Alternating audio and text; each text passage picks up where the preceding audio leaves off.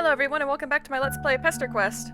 Last time we hung out with Tavros and we helped him, with the help of Kanaya, we helped to renovate his hive so that he can more easily get around in his four-wheeled device. So that turned out pretty good for him, I think. And now, oh, Aradia! Okay, she was my favorite troll for a while. I actually dressed as her for Halloween for a few years, so this is gonna be fun. It is pronounced Aradia. Yep, it is, as far as I know. What are you doing here? What are you doing on this awful planet? You walk. You walk and you don't stop walking. You walk until the moons are high in the sky and the lights from the city all but fade away. You walk until you can't think about anything but walking anymore. Then you zap. Zap, zap, zap, zap, zap, zap, zap. Who cares? That's like all the quirks. I like that. You just want out of here. What's happening to you? What are these thoughts? What are these half-remembered truths? Why do all your new friends seem so fresh but so familiar? You're lost inside yourself for what simultaneously feels like both a moment and an eternity. You stop walking and lay down. The grass feels cool on the back of your head and your eyes. You stop and your eyes feel so heavy. Oh, hi, Aradia.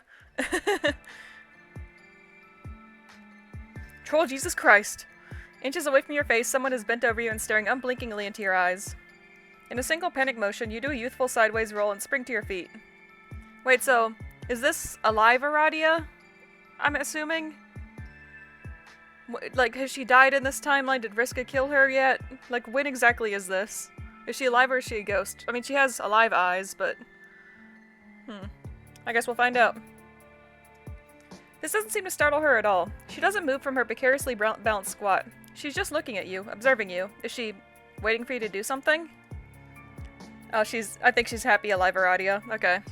After exactly 21 seconds of staring directly at you, she offers an entirely too toothy smile. Part of you suspects she just remembered that's what you do in these situations. She examines you with an obvious curiosity. Not the worst decision. Snap among the remains of the deceased. Oh, what? With a sarcastic motion that suggests looking literally anywhere around you, she draws your attention to what appears to be some sort of dig site. You seem to have fallen asleep on a pile of bones. Her shirt is emblazoned with a dark red Aries symbol. Oh cool, another Zodiac kid. You must have said Aries out loud because she immediately corrects you. It is pronounced Aradia. That makes sense. Although you've just met, you cannot fathom her name being pronounced any other way. Your new potential friend Aradia is looking a little... What's the polite and charming way of saying rough around the edges? Her clothes are a bit shabby, but maybe that's just normal wear and tear when you've been hanging out in the dirt all day. What is she doing out here in the dirt anyway? I come out here to dig up bones. Oh, like, archaeology? Oh yes, that too. Bones are an important part of the life cycle. You often hear about the beauty of life, but I find that death is just as important and fascinating. The finality of death has a beauty to it. Or it used to. You want to ask what she means, but it must be written all over your face. She very quickly moves on. Remains can tell us a lot about their owner's life. How they lived, how they met their end. Is that not a little wonderful? I mean, I do agree. Fossils represent a finality. A moment locked in time. It is the physical that remains while the spirit moves on. Everything that made them who they are is gone. When all is said and done, it is only the bones that survive to tell their tale. And in that way, death is a sort of perfection, don't you think? Their violent ends a sort of peace. Nothing left but the bones. You've never thought about it that way. In fact, you suspect you may have never thought about anything as much as this girl has thought about bones. Oh, bones are just one of my many interests. Oh yeah, you too. Big bone fan over here. I see you're also a person of exquisite taste. Smiley face.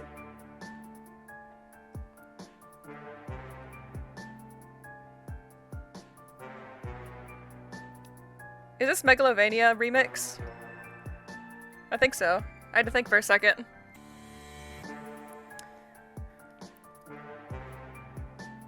Well damn, oh to you too. Your stomach growls a little bit. Just how long were you out here? I discovered your body several hours ago. I thought you might be dead, so I was watching you to confirm my suspicions. She was watching what she thought was a dead body? For several hours? Yes. On the lookout for early signs of decomposition. Rot. Rigor mortis, etc. Unfortunately, you are not completely dead. Thank goodness for that. I guess. Wait, what does she mean completely? There's a moment where her unbreaking, if not somewhat unsettling grin leads more towards normal. Well, okay, someone might describe it as normal if you've never seen anyone smile before. Like if you were passing someone in the hallway and they described what smile was to you and you were like, no, I got this. Alas, you digress. You are like me. The dead speak to you. You would do well to pay attention. A mantle of doomed souls leash to you. I wonder just how many times you have died. I lost count a while ago. Probably at least a dozen. Died? Like, bereft of life? She sits down beside you. She picks up some sort of rib or femur or pelvis or whatever and begins to idly draw in the dirt. It is a crude drawing of some sort of misshapen stick person. Unrelatable. Traditionally, yes, that is what dying means. But you are different. I can see the ghosts of all your alternate iterations floating around you, trying to help you. Doomed timelines have been purposefully erased from your consciousness. But you are the culmination of the choices you've made, fatal or otherwise. You've been forced to leave so much behind you. Your memories. Despite the fact that she seems very focused on her dirt art, you suddenly feel so seen. Someone doesn't want you to remember, but... She looks at you and leans in close. Do you want to know a secret? Wait, did you say ghosts? You're really not following. Sounds kind of fake if you're being honest. Ghosts? Yeah, okay, you've seen some weird shit on this planet, but you draw the line at ghosts. The spooky bit was kind of charming and cool at first, but this is borderline ridiculous. Oh. She almost looks hurt. Her tone turns hollow. How disappointing. Aw. No, I like Aradia. Don't make her upset. Aradia rises and turns her back to you. The night air feels cold, which it hadn't before now. Perhaps on behalf of the especially cold shoulder treatment you are getting right now, little bumps form on your skin. I have misjudged you. I thought I could trust you, but maybe you are just like the rest. I'm okay with that. It does not bother me. She's floating— oh, is she dead? She's floating several feet off the ground. Typically this is— wait, she has psychic powers, so maybe she's just floating psychically, so who knows. Typically this is your sign not to say, sounds like it kind of does bother you. Keep your mouth shut for once. You keep quiet. Now is not the time for your incredible insights. The restraint you've shown here will surely be rewarded. She turns to you slowly, dangling somewhat limply in the air. This act was for your benefit, but to proceed any further is pointless. Oh, she is dead, okay. Her eyes are white. Her face is unreadable. Oh my god, ghosts are real too? Alternia's fucked up. Boo. Oh Jesus, no thanks. This secret sucks. Time to fucking go. Sorry you said ghosts were fake or whatever bullshit. Yes, maybe that would be best for both of us. I had some hope for you, but it looks like that was misplaced. There's a hollow disappointment in her voice. You've never been negged by a ghost before. She raises a hand to you, her form silhouetted by the twin moons. There's a blissful moment where you feel suspended and still. Better luck next time? Did she just kill us? Oh, what? Hi again, Aradia. What did you just do? I know you have time powers, so... You're the maid of time, so... Troll, Jesus Christ. Inches away from your face, someone is bent over you and staring unblinkingly into your eyes. In a single panic motion, you do a youthful sideways roll and spring to your feet. This doesn't seem to startle her at all. She doesn't move from her precariously balanced squat. She's just looking at you, observing you. Is she waiting for you to do something? I guess I'll skip until there's something new.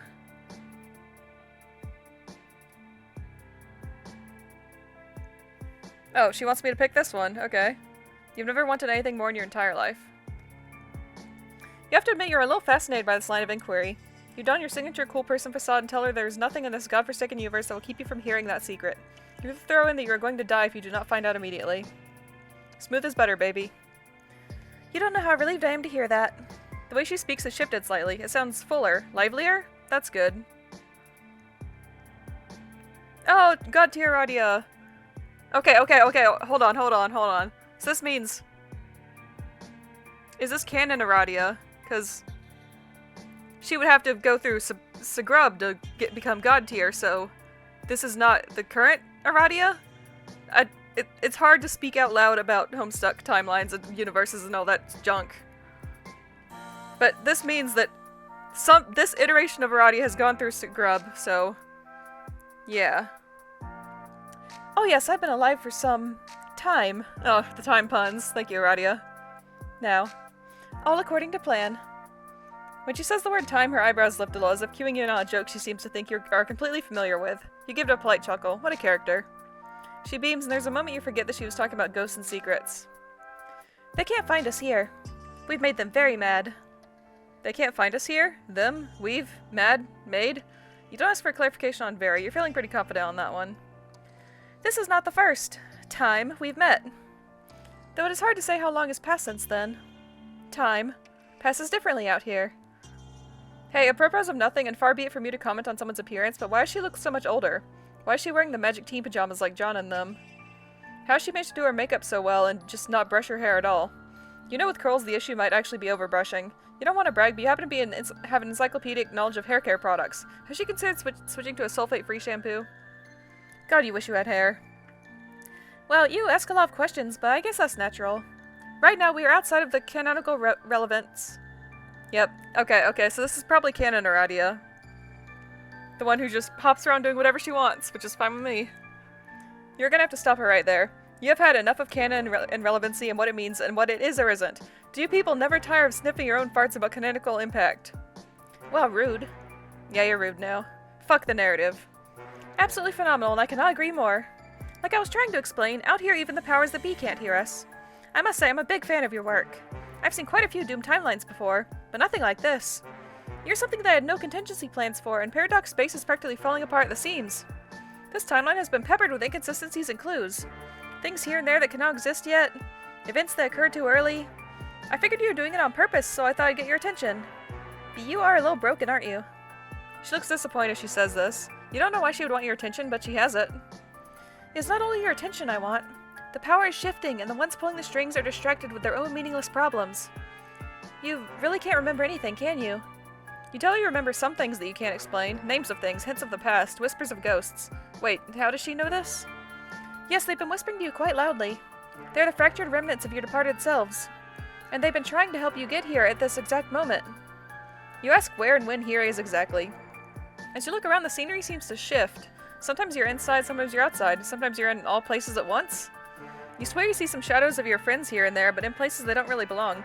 Why would Rose be in Kanaya's hive? Do they know each other? You want to know what's going on here and why it is so important that you are here. Whatever here is. I asked an old friend's ghost to tell an ancient space squid to burp up a place for us to meet. Okay, so we're in a dream bubble? Okay. As one does, sure. Think of it as a liminal space made of the same thing memories are made of. I've spent a lot of time in the furthest ring and in these bubbles and trying to figure out how they work. So I have some ideas. But I don't think the ones who conceived them even really know exactly. What matters is the specific path you took to get here. It took you many tries, but you made it. You get the feeling the more this is spelled out, the less sense it will make. Kinda kills the magic. Yes, that's probably true of most things. Instead of explaining it to you, it was easier just to rewind things and have you try again.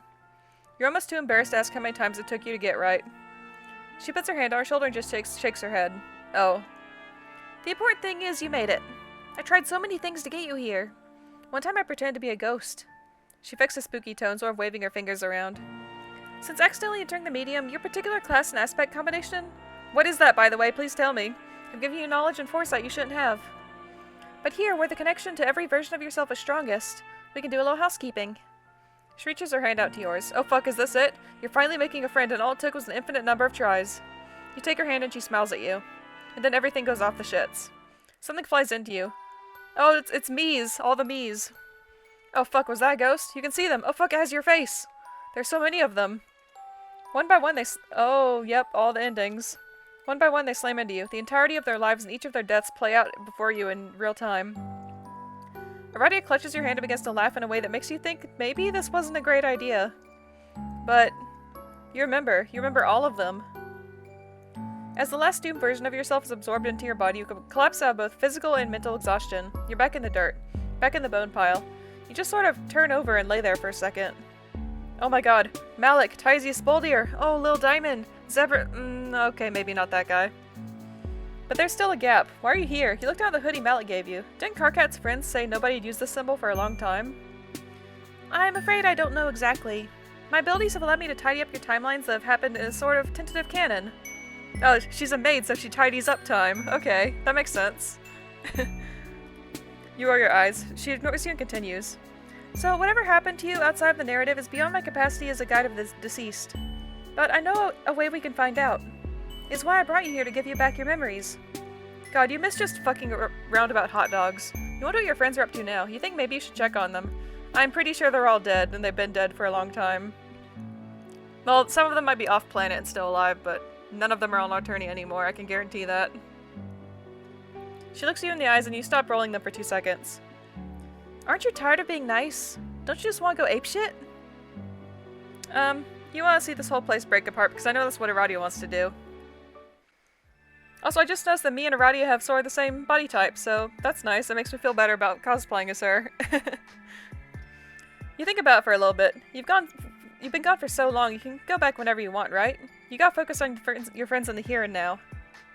You know what? Yeah, let's trash this place. You stand up and kick over a small pile of bones. No, my bones! Oops, sorry. She kneels down next to the carnage and just stares for a little bit. Shit, she looks completely devastated. It's actually kind of hard to watch. You turn away. Aw, biscuits. This is no way to canonize a friendship with a time god. What were you thinking? You're just too damn good at kicking over small piles of shit. Curse these powerful legs. Marvis wouldn't do something like this. That guy was cool as hell.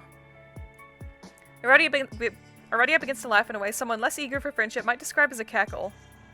Look! She has arranged the bones into an outlandish, if not slightly vulgar, configuration. For once, I really am okay with this. I was just lying to you for comedic effect. It's okay, you can laugh.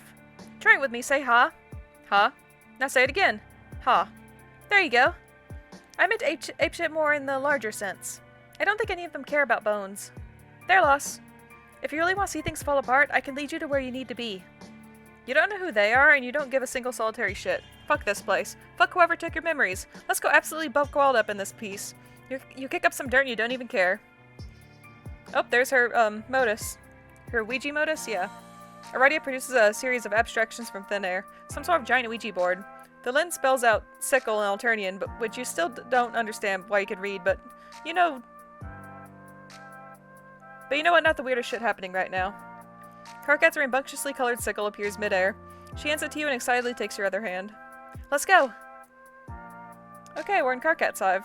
Over the next few hours, you teleport around both Alternia and Earth, dropping a bunch of seemingly random objects in nonsense places, being careful not to be seen.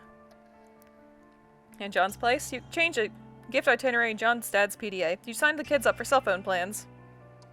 Are you just doing chores? This really feels more like running errands than breaking anything. Trust me, they're going to notice and, oh, I bet they're going to be so steamed.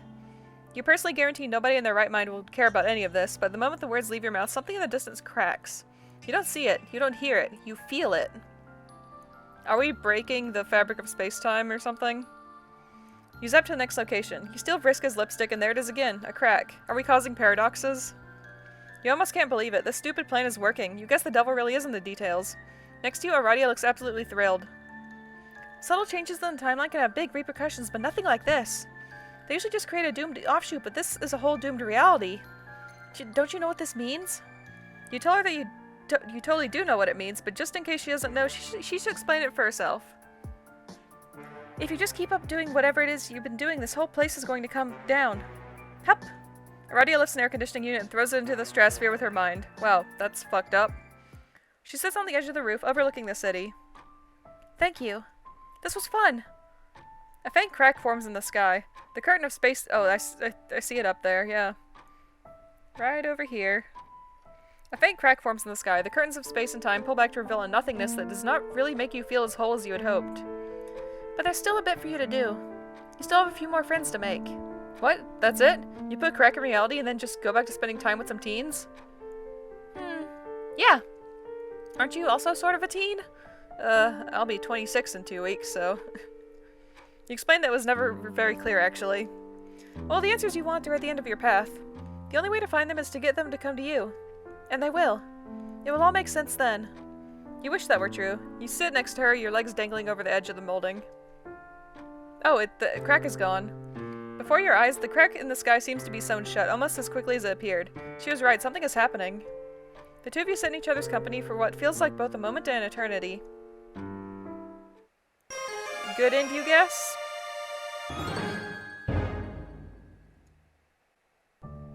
Alright, so we're breaking reality with Aradia. And that was apparently the good ending, so... Oh, look at the time. You're supposed to pick up your punk rock alien daughter up at the mall like 100 years ago or whatever. Oh my god, you're friends? You have to go back. You look at Aradia. This is awkward. You actually have a prior engagement. Actually, this could work. You extend your hand to a universal come with me gesture.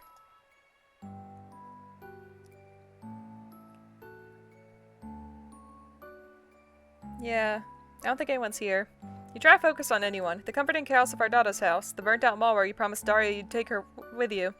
Yes, it's all coming back to you. You're so glad you have an encyclopedic knowledge of that whole adventure before continuing. You zap the both of you onwards. Okay. You're in that fucking hallway. There's that T-posing turd. Aradia goes wide-eyed. No. Not this time. Eat my whole ass, you nobodies. You conjure the strongest memory you can. Oh my god. You sniffed Marvis's armpit. So it's canon that we did that? Okay. The shame you are feeling since you're reeling. This is it, you guess. You what? But nothing is here. You float listlessly in a black void. Why isn't anything here? Where is everyone? You refocus. Maybe that was just a bad point to remember. You pull the strings of your hoodie tight, letting its warmth cover you like a dear friend's embrace. Surely you've spent enough time with Malik's jacket to have formed some sort of secret bond with the memory of him. This will be enough. It needs to be enough. You disappear and reappear in the same spot. You phase in and out over and over and nothing happens. Aradia watches you, but seems to be giving you space to process this. It isn't enough. It was never enough. They're gone. You go limp and just drift for a while. You hear the sad song of some sort of cosmic entity. Its low tones reverberate your entire body, filling you with a sorrow you didn't know you were capable of feeling. In a possibly long it's the horror terrors. An impossibly long tendril appears from the void and slowly makes its way towards you. It gently wraps itself around you. You don't even bother to question it at this point. Wow. On a scale of 1 to 10, how shaken is your faith? Why aren't they here, Aradia? Where is everything? I don't know. But I'm here. Do you want to just vibe out with the space monster for a little while? I kind of do. Yeah, okay, you guess. I do not know where your friends are or why there isn't anything here. And I'm afraid you may not find these answers until you confront the Puppet Master. But? Isn't that fine? Friends and grudges, life and death, existence and nothingness. Isn't it all the same in the end? The only thing— If this is about bones, you're going to lose your mind. She smiles. Well, I can confidently say it wasn't not about bones. You can't help but laugh a little bit. Do you want to try again? I know there's a different way this goes, but I still want to see what you would do. You won't remember anything. Not even our friend here.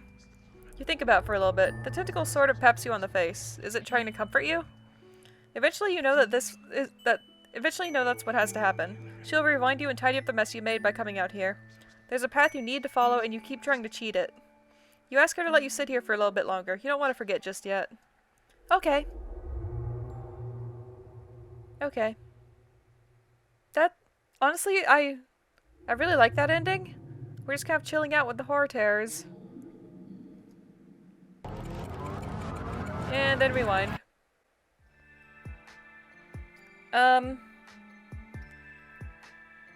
There was one other thing I wanted to do real quick. Load, I believe this one. Give in to your need to feel like you know better than everyone. Sounds like it kind of does bother her. Sounds like she probably isn't okay with this. She's silent for what seems like several minutes. Have your words reached her? When she turns to you, her eyes are white and her expression is blank. Her head tilts to the side as if she's looking at a curious bubble, her face unchanging. Nothing really bothers me anymore. Oh, Jesus. No thanks. The secret sucks. Time to fucking go. Sorry, you said ghosts are fake. I think this is all the same thing. Yeah. And then we get rewounded? Yep. Okay, I'm pretty sure everything's the same now. Yeah. Okay. Although actually, does she get mad at me if I keep choosing the same thing? Oh. She almost looks hurt. Her tone turns hollow. How disappointing. Okay, it's the same thing, yeah. Alrighty. Cool, thanks Aradia. Main menu. Yes, thank you, please. And the chum roll. Oh, there's a secret ending somewhere. I'll look that up in a minute. A beginner's guide to destroying Paradox Space. You've caused havoc just because you could. Aradia's smile makes it all worth it. Yep, that was pretty fun. Warnings. I don't know, probably something about existentialism, maybe? I don't know. Discussion of death. Yeah, that makes sense. Give me like 2 seconds. I'm gonna look up how to get this. Okay, it's what I thought it was, so... we're just gonna pick the wrong thing over and over again.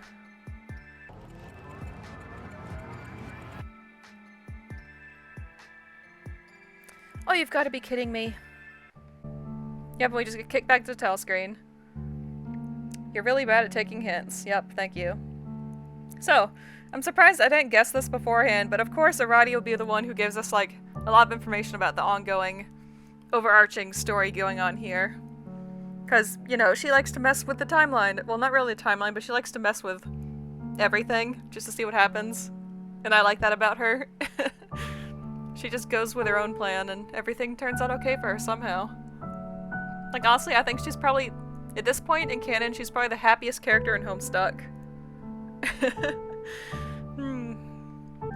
So, what is going on exactly? Like, obviously there's... She said we've been seeing, like, bits and pieces of other realities and stuff, I think, so... Obviously that has to do with our memories that are slowly seeping back in.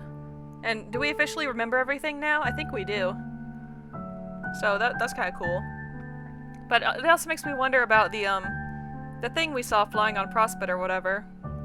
That thing. Like, are we getting glimpses of the canon timeline? Is that what's going on?